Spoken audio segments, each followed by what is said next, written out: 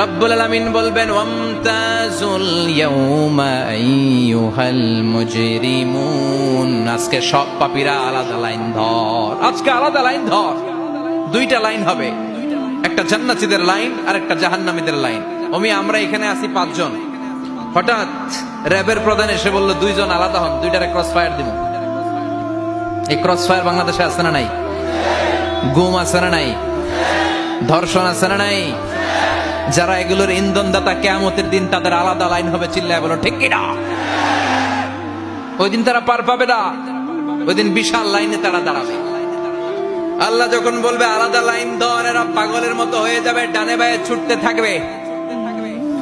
ডানে বায়ে ছুটে ছুটে জান্নাতীদের লাইনের মধ্যে ঢুকে যাবে, কিন্তু জান্নাতীদের চেহারা কিয়ামতের দিন চাঁদের চেয়েও সুন্দর বানিয়ে দিবে কে? আর জাহান্নামীদের চেহারা সেই দিন কালো বানিয়ে দিবে।